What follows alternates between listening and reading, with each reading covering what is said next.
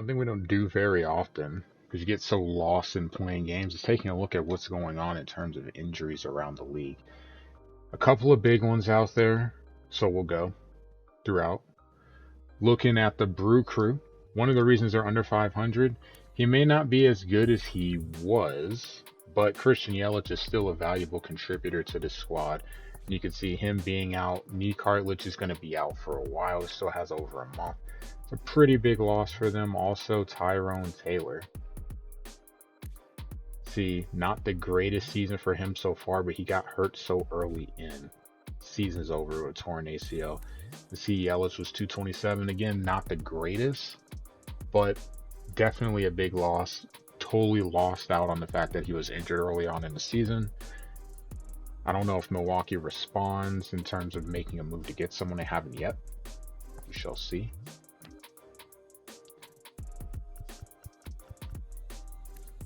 Don't like to see this. Young guy, up and comer. You see the A potential. Torn calf. He's going to miss a sizable amount of the season. And he's just getting cooking. He's batting better than Yelich and Taylor were. So you hate to see it, but again, another injury early on. But at least he'll still have a good chunk of the season to play. Even though he's recently hurt, he's going to miss quite a bit of time.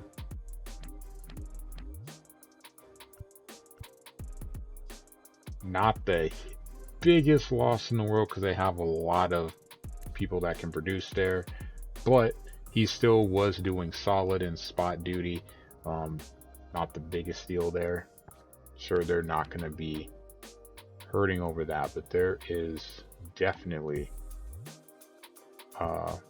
there are a couple of guys that are big. So one, Robbie Ray for the Mariners. Like, they don't have enough issues going on with their team right now. A fractured forearm.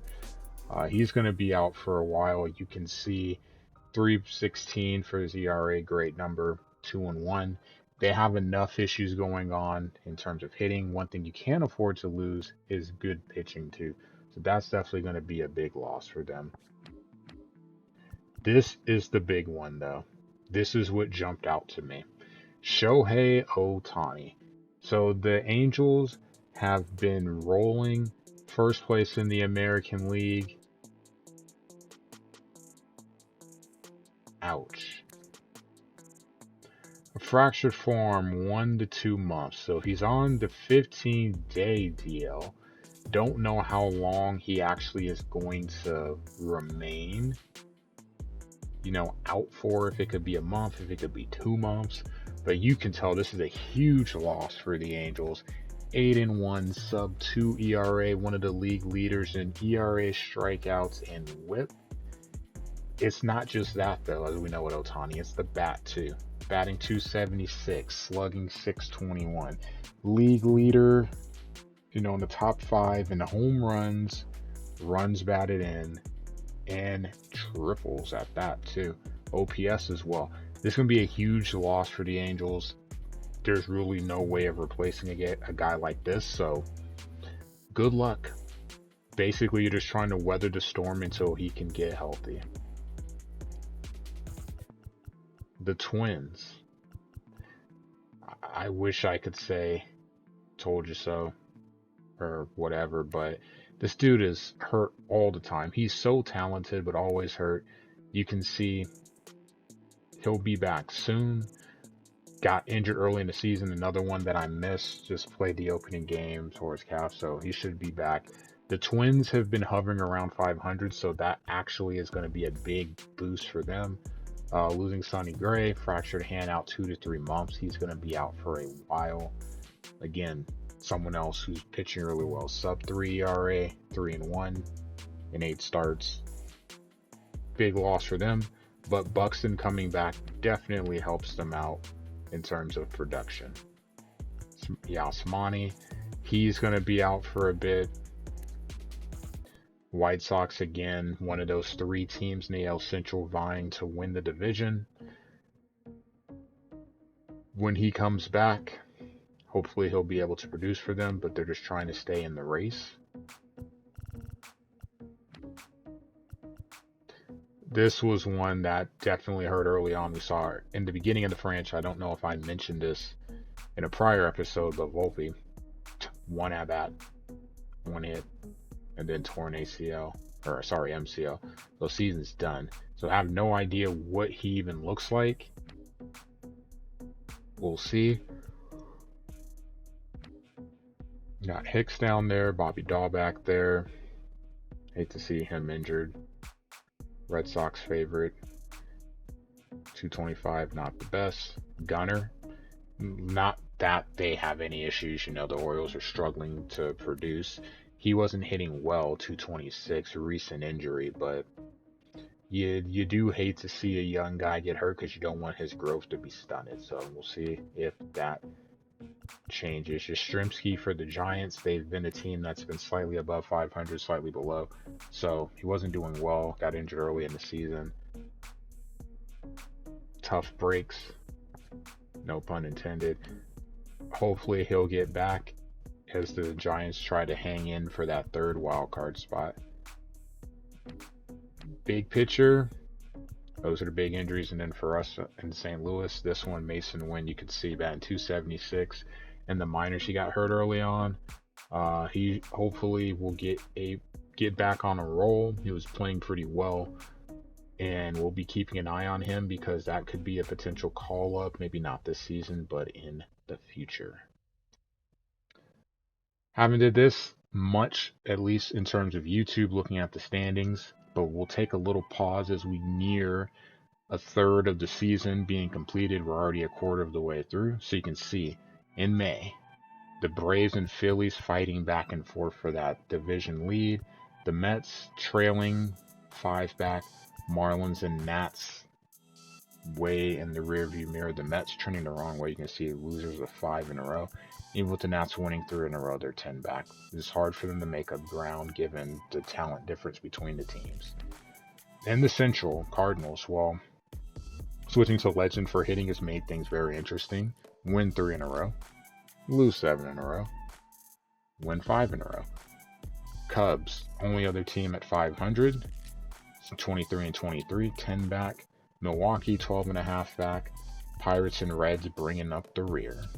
In the West, a nice little battle here. The surprise so far of the National League, the D-backs, played really well. Tied for first with the Padres. The Dodgers, I mean, I want to say that they'll definitely turn things around. We have definitely kind of given them the middle finger after what they did to us last year. We're 5-0 against them. Certainly not helping their cause. They're 2 games above 500, though. We know they'll be better. Giants 2 games under at 5 back. Rockies bringing up the rear. Looking at the wild card, we're not going to get too in depth with this because there's so many games to play and there's 3 spots now. But you can see the D-backs. So the Phillies would get the first spot. One of these teams will get the second spot because the other team will be leading the division. And then you have the Mets and Dodgers tied for that final spot. Cubs are a game back. Really just want to look at, obviously everyone's still going to be in the running. Reds 6 back. You know, NL Central teams closer here than they are in the division. Everyone's still kind of in play. That's why I wanted to wait until later on. But you can just kind of see there are definitely some teams that are right there in the mix. In the American League East, the Blue Jays trending the right way. Winners of 7 of their last 10. The Yankees only winners of 2. Losers of 8 of their last 10. So they're going opposite ways. Yankees are only 3 back, though. Rays 3.5 back. Red Sox and Orioles both double-digit games behind. The Central, it's an interesting race. So it was 3 with the Twins. They started to, trail going the other way. Losers of 8 of their last 10. The Tigers, though, have played themselves back into this. They've lost 2 in a row, but they did get to 500, so still hovering right there. 3.5 back. White Sox and Guardians tied for the lead. The Royals, we won't even talk about them. They're so far behind, it's not even funny. 11 back. They're not going to be a factor. I think they have the worst record in baseball right now. The Angels lead the division. Ohtani injured, though. That's going to cause some trouble both on the mound and losing a very valuable bat. The Rangers, 25 and 20. Astros 22 and 23. A good opportunity for both of those teams to make up ground with Shohei being injured. The Mariners 11 back. Just got to find a way to get to 500. The A's, again, same boat as the Royals. They don't have a lot of talent. They're not playing well to this point. Not a surprise to see them down here. And looking at the wild card, you have the Yankees with the first spot, White Sox or Guardians with the second spot. But they're also tied with the Rays and Rangers. So essentially 3 teams are tied there. And then looking, Tigers 3.5 back, Astros and Twins right there as well too. Red Sox, Orioles kind of going, over 5 games is a little much. It's still early in the season though, so a long way to go. We'll see how things play out, especially the wild card. It'll be interesting. That third spot just keeps more teams in the race, so that means the trading deadline should be really interesting. Curious to see how that looks in the MLB The Show.